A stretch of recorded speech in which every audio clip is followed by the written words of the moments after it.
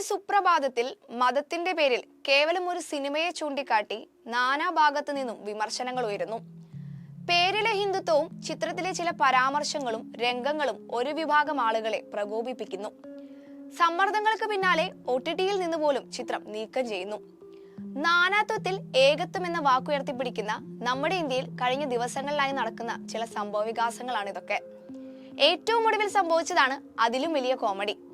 Annapoorni the goddess of food എന്ന സിനിമയിലെ നായികയും തെന്നിന്ത്യയുടെ സ്വന്തം ലേഡി സൂപ്പർ സ്റ്റാറുമായ നയൻതാര വിഷയത്തിൽ മാപ്പ് പറഞ്ഞ് രംഗത്തെത്തിയിരിക്കുകയാണ്.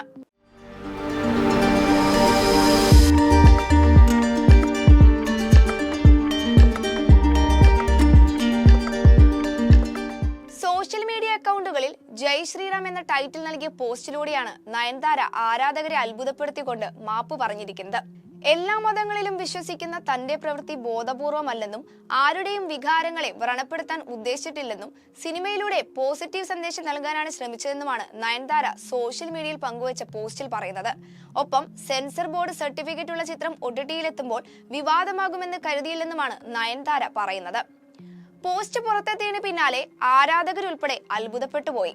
കാരണം സോഷ്യൽ മീഡിയയും സിനിമാ ലോകവും ലേഡി സൂപ്പർ സ്റ്റാർ എന്ന് വിശേഷിപ്പിച്ച വ്യക്തിത്വം, ഇൻഡിപെൻഡന്റ് ലേഡി, മിശ്ര വിവാഹം, സരോഗസി വഴിയുള്ള കുഞ്ഞുങ്ങൾ, വിവാദങ്ങളെ വകവെക്കാത്ത പ്രകൃതം തുടങ്ങി എന്തിനേയും വകവെക്കാത്ത നടിയുടെ ഇത്തരമൊരു മാപ്പ് പറച്ചിൽ ആരാധകർ ഞെട്ടിയില്ലെങ്കിലേ അത്ഭുതമുള്ളൂ. ലേഡി സൂപ്പർ സ്റ്റാറിന്റെ ഈ മാപ്പ് പറച്ചിൽ സത്യത്തിൽ താരത്തിന് നെഗറ്റീവ് ഇമേജ് ഉണ്ടാക്കിയിട്ടുണ്ടെന്ന കാര്യം ഉറപ്പാണ്. കാരണം Annapoorni the goddess of food എന്ന സിനിമ പ്രധാനമായും വിമർശന വിധേയമായത് ഹിന്ദുമത വിശ്വാസത്തെ വ്രണപ്പെടുത്തി എന്ന രീതിയിലായിരുന്നു.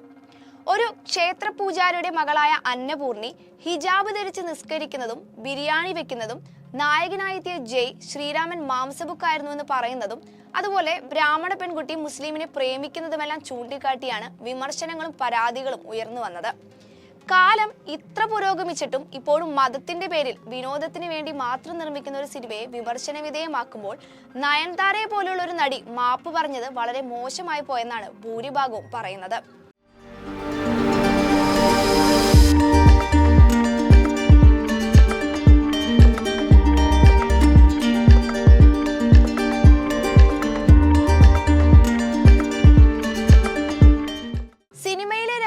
മതവികാരം വ്രണപ്പെടുത്തിയെന്ന് ചൂണ്ടിക്കാട്ടി ഹിന്ദു സംഘടനകൾ രംഗത്തെത്തുകയും ശേഷം പരാതി നൽകുകയും ചെയ്തിരുന്നു.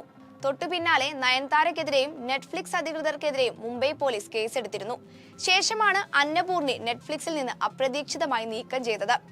സംഭവം വിവാദമായതിന് പിന്നാലെ കോൺഗ്രസ് MP കാർത്തി ചിദംബരം, നടിമാരായ പാർവതി തിരുവ തുടങ്ങിയവർ സിനിമയെ പിന്തുണച്ചുകൊണ്ട് രംഗത്തെത്തിയിരുന്നു. എന്തായാലും താരറാണിയുടെ ജയ് ശ്രീറാം പോസ്റ്റ് വലിയ രീതിയിൽ സോഷ്യൽ മീഡിയ ചർച്ചാവിധേയമാക്കിയിട്ടുണ്ട്.